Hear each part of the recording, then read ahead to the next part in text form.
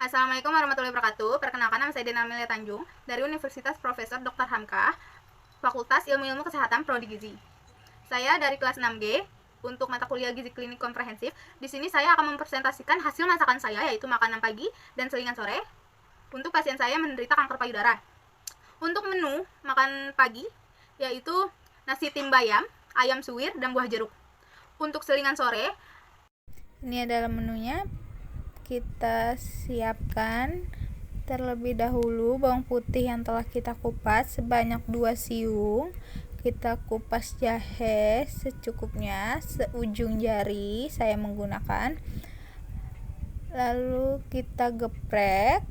Setelah dicuci bersih bawang putih dan jahe, kita geprek 2 siung bawang putihnya. Lalu geprek jahenya digeprek. Setelah jahe digeprek, cincang kembali bawang putihnya menjadi kecil-kecil. Kedua bawang putih tersebut ya. Lalu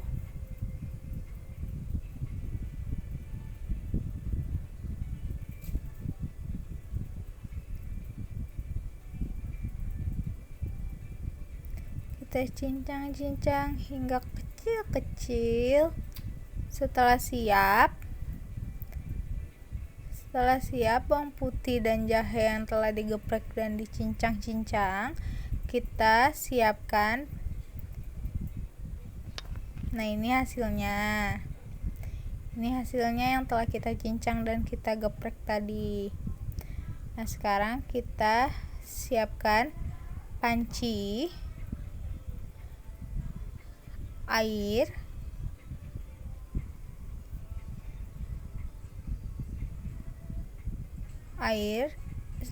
itu secukupnya. Saya menggunakan sebanyak 2,5 gelas.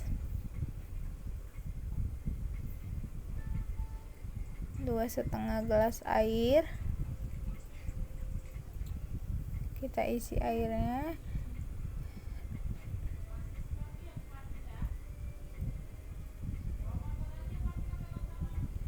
Dua setengah saja airnya. Lalu kita letakkan pancinya di atas kompor. Kita nyalakan kompornya. Kita tunggu hingga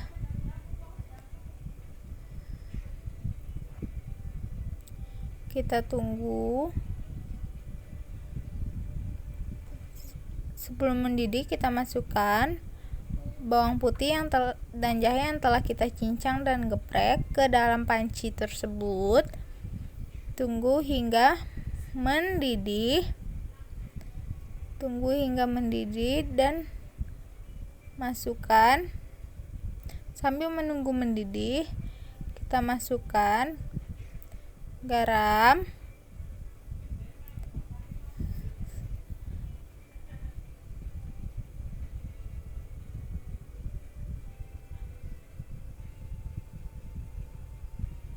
setelah mendidih kita masukkan ayam.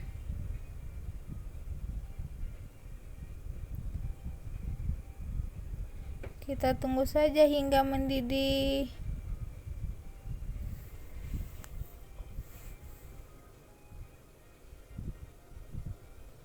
Kita tunggu selama 10 menit.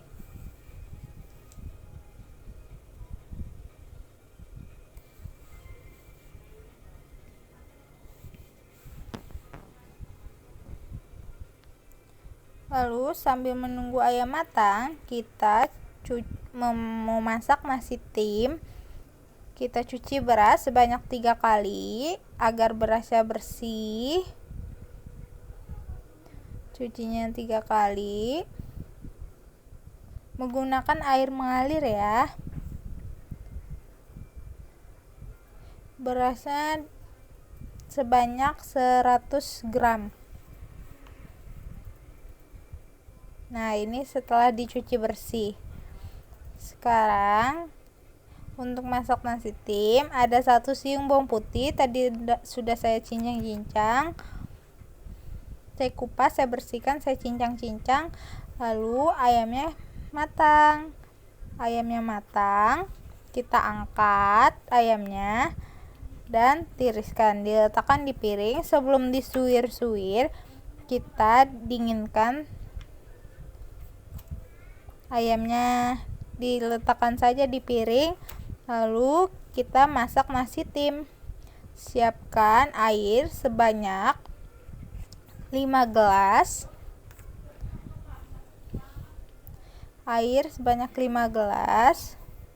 Lalu kita masukkan beras sebanyak 100 gram. Setelah itu masukkan bawang putih yang telah kita cincang-cincang.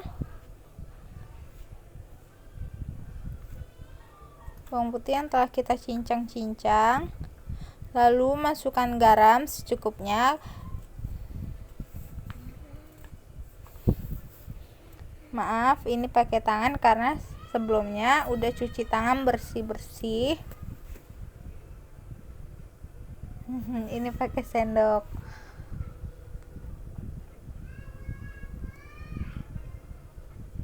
Nah, sekarang kita letakkan panci tersebut yang telah terisi beras di atas kompor. Lalu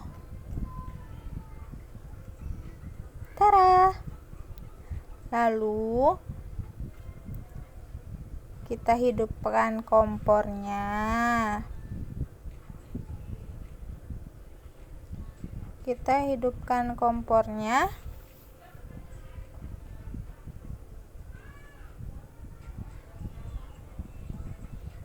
Kita tunggu hingga berasnya ini airnya sudah mengering, berasnya udah hampir jadi. Kita masukkan bayamnya sebanyak 50 gram. Bayam sebanyak 25 gram ke dalam nasi tim yang hampir jadi. Kita aduk-aduk biar bayamnya matang. Kita tunggu hingga matang. Nah, ini dia hasilnya, nasi tim bayam. Nah, sekarang tunggu didinginkan terlebih dahulu. Lalu ini kita akan cetak. Sebelumnya kita suir-suir ayamnya dulu ya. Kita suir-suir ayamnya menjadi kecil-kecil. Di sini saya disuir-suir. Kita suir-suir dengan pisau kecil-kecil.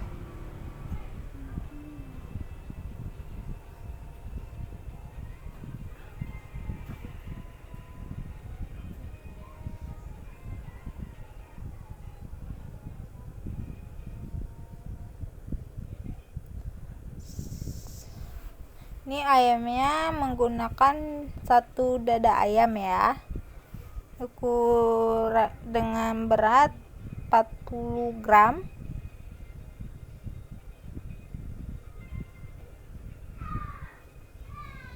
Kita hanya ambil dagingnya saja, jadi tulangnya kita buang.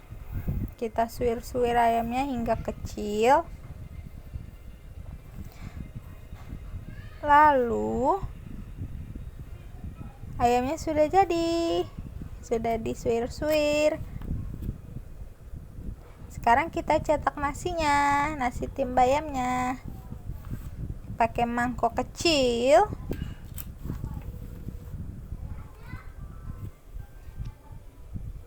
Kita pakai mangkuk kecil.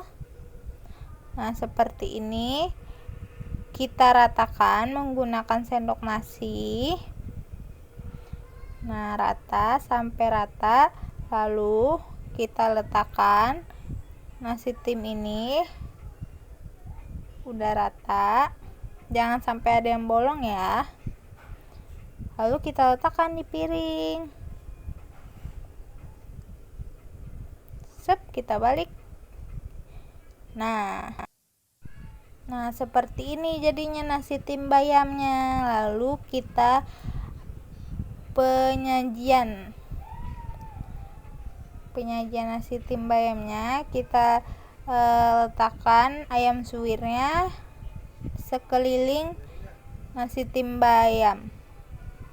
Kita kelilingi nasi timnya dengan ayam suwir, dan hasilnya seperti ini yang telah dihias. Seperti ini teman-teman, ibu. Nah, selanjutnya kita kupas jeruk. Jadi ada nasi tim bayam, ayam suwir, dan buah jeruk. Buah jeruknya kita kupas ya. Nah, jadinya seperti ini hasilnya.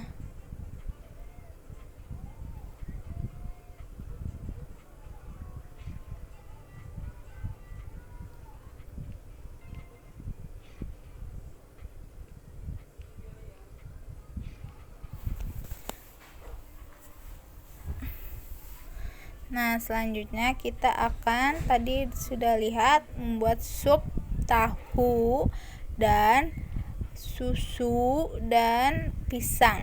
Nah, sup tahu ini 2 siung bawang merah, 1 siung bawang putih, daun bawangnya buat hiasan saja,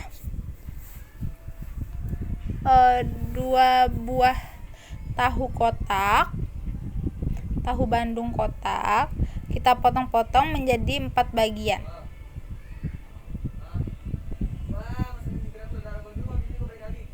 Nah, lalu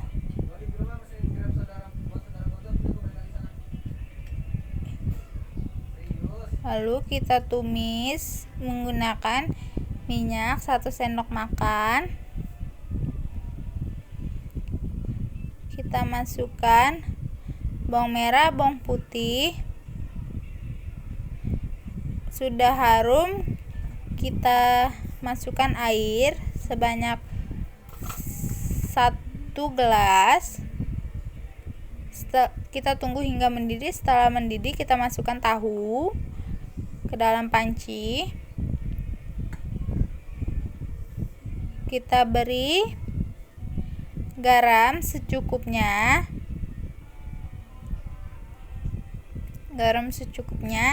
Kita tunggu lagi hingga mendidih, dan sup tahu siap disajikan di dalam mangkuk, tapi didinginin dulu sebentar.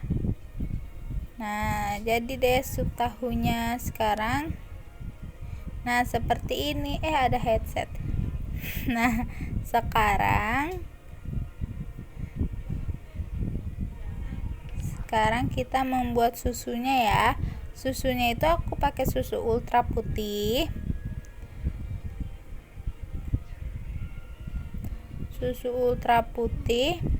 Ini gelasnya, tapi tadi diganti gelasnya. Nah, ini kita buka susu ultranya, kita tuang ke panci. Pancinya udah bersih kok semuanya, tiap masak dicuci lagi. Nah, ini setelah jadi, susu ultranya kita pindahkan ke wadah gelas.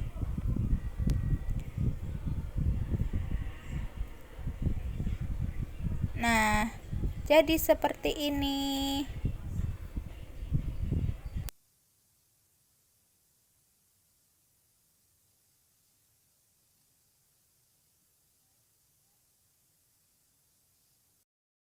Baik, di sini saya akan menjelaskan tentang apa sih kanker payudara.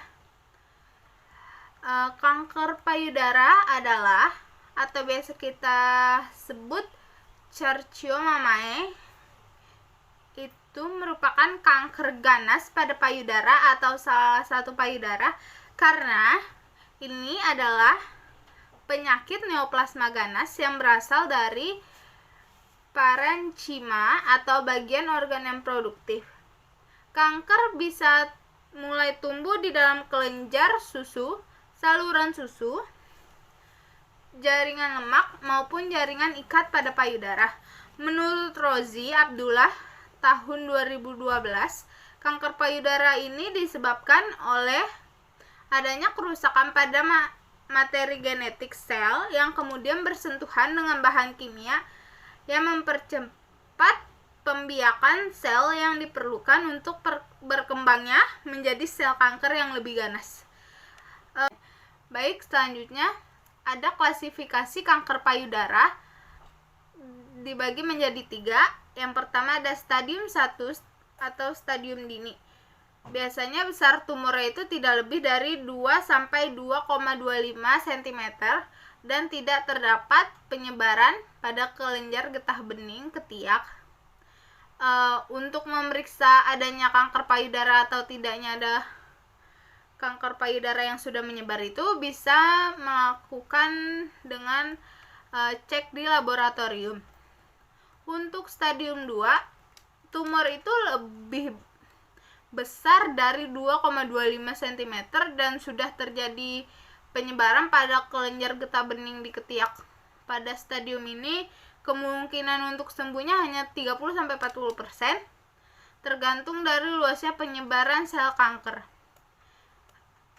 Pada stadium 1 dan 2 biasanya dilakukan operasi untuk mengangkat sel kanker yang ada di dalam tubuh agar tidak bisa menyebar. Untuk yang ketiga, untuk stadium 3, tumornya itu sudah cukup besar. Sel kankernya telah menyebar ke seluruh tubuh dan kemungkinan untuk sembuh tinggal sedikit. Pengobatan payudara sudah tidak ada artinya lagi. Biasanya pengobatan hanya dilakukan penyinaran atau kemo saja. Baik, selanjutnya ada faktor-faktor yang mempengaruhi kanker payudara menurut American Cancer Society 2015. Ada 2 faktor, yaitu faktor termodifikasi dan faktor yang tidak termodifikasi. Yang pertama, saya akan menjelaskan faktor yang tidak termodifikasi, yaitu ada usia, riwayat keluarga atau faktor genetik, menarche dini, menopause yang terlambat, dan riwayat menderita lesi jinak maupun ganas pada payudara. Dan faktor yang termodifikasi diantaranya termasuk obes setelah menopause, penggunaan kombinasi hormon estrogen dan progestin pada saat menopause, konsumsi alkohol, menyusui, terapi hormon, merokok, dan radiasi. Selanjutnya saya di sini akan bercerita tentang pasien saya. Pasien saya bernama Nyonya E, alamatnya di Cengkareng, didiagnosa oleh dokter fibroadenoma mamae. Keluhan utamanya itu mual dan badan terasa lemas. Dan riwayat penyakit keluarga itu ada kanker paru-paru. Pasien saya berusia 55 tahun, seorang perempuan, pendidikan terakhirnya SLTA, pekerjaannya pedagang. Dari hasil data biokimianya terdapat untuk hemoglobin rendah, hematrosit, leukosit, dan trombosit normal, dengan tinggi badannya 159 cm dan berat badannya 45 km. Saya di sini memberikan terapi diet. Enggak dong, salah. Tujuan saya memberikan diet ini memberikan makanan yang seimbang sesuai dengan keadaan penyakit serta daya terima pasien. Berapa sini? Tuh 2, 3, 4, 5. Baik, selanjutnya saya akan memberitahukan tujuan saya memberikan diet kepada pasien ini. Ada 5. Yang pertama, memberikan makanan yang seimbang sesuai dengan keadaan penyakit serta daya terima pasien. Kedua, menghambat penurunan berat badan secara berlebihan. Ketiga, mengurangi rasa mual, muntah, dan kering pada mulut. Keempat, mengupayakan perubahan sikap dan perilaku sehat terhadap makanan oleh pasien dan keluarga. Dan yang terakhir, mencapai berat badan normal agar kualitas hidup dan masa penyembuhannya dapat dicapai dengan maksimal. Prinsip yang Oke.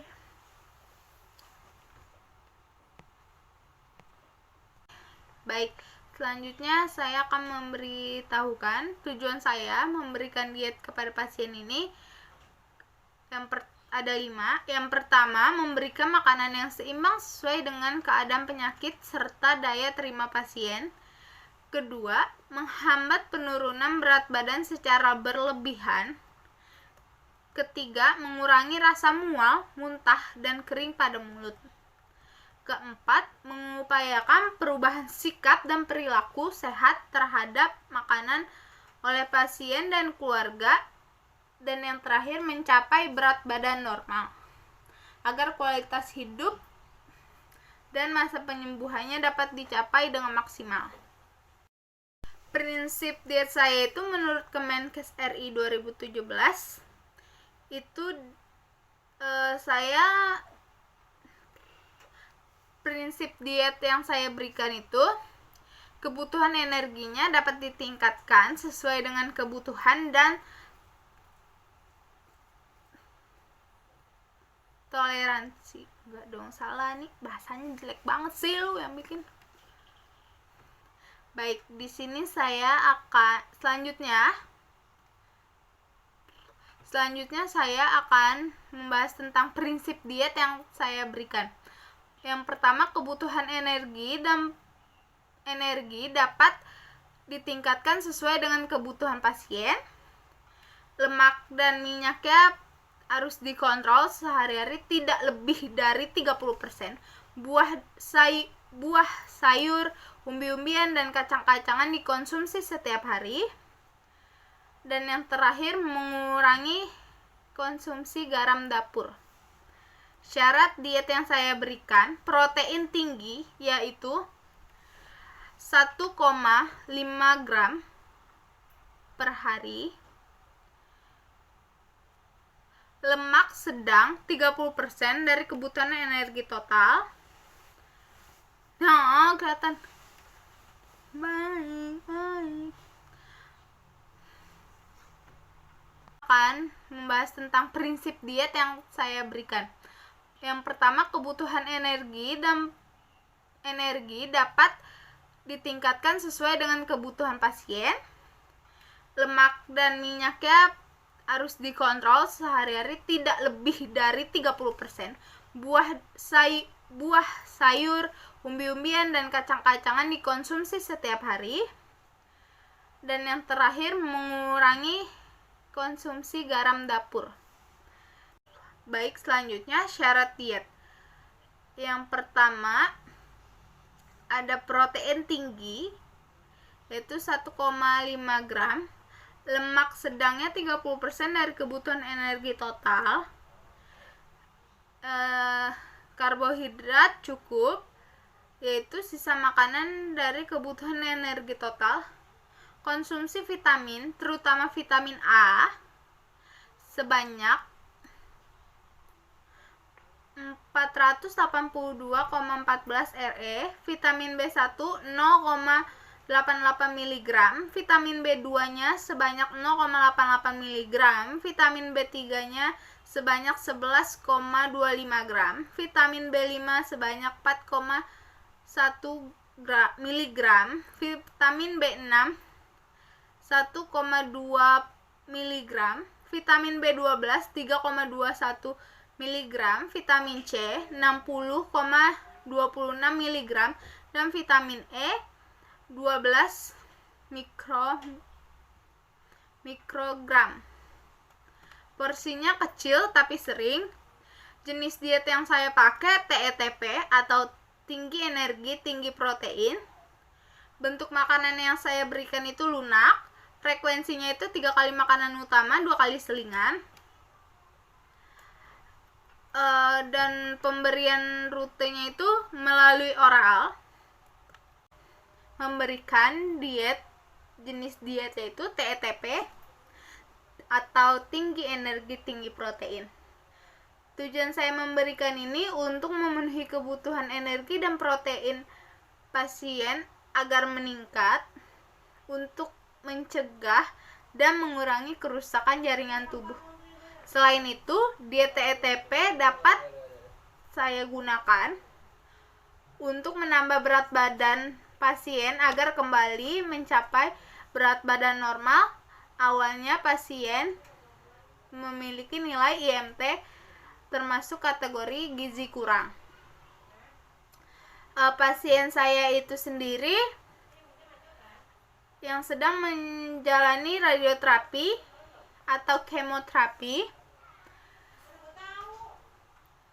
karena di mana kebutuhan energi dan proteinnya meningkat. Baik, di sini saya menyajikan menu makan pagi untuk pasien saya, pasien kanker payudara, dengan menu makanan nasi tim bayam, buah jeruk, ayam suwir. Untuk total energi sebanyak 310,9 kakal, protein 14,8 gram, lemak 8 gram, karbohidrat 4,5 gram, vitamin C 59 mg, magnesiumnya 36 mg, zinknya 1,3 mg. Saya menyajikan menu selingan sore yaitu sup tahu, pisang, dan susu. Untuk hasil keseluruhan dari kandungan di selingan sore terdapat energi 322,9 kakal, proteinnya 10,5 gram, lemaknya 15,7 gram, karbohidratnya 39,2 gram, vitamin C 11 mg, magnesiumnya 90,6 mg, zinknya 1,3 mg. Apa sih alasan saya memberikan menu makan pagi dan selingan sore pada pasien kanker payudara? Yaitu untuk makan pagi nasi tim bayam, buah jeruk, dan ayam suwir. Untuk selingan sore pisang, susu, dan sup tahu. Karena bahan-bahan tersebut mudah didapatkan. Pasien saya kan mengalami gangguan atau sulit menelan. Saya memberikan makanan yang tidak dapat merangsang pasien agar tidak terjadinya mual dan muntah. Dan kita perlu memperhatikan zat gizi makro dan zat gizi mikro pada pasien kanker payudara. Kaitannya dengan AIK atau Al-Islam Kemuhammadiyahan, saya mengambil surat Al-A'raf ayat 31 yang artinya makan dan minumlah dan janganlah berlebih-lebihan, sesungguhnya Allah tidak menyukai orang yang berlebih-lebihan. Kenapa saya memilih ayat tersebut? Karena ada kaitannya dengan pasien saya kanker payudara, karena sesuatu yang berlebihan akan menimbulkan resiko terhadap penyakit pasien, yaitu kanker payudara itu sendiri. Terima kasih.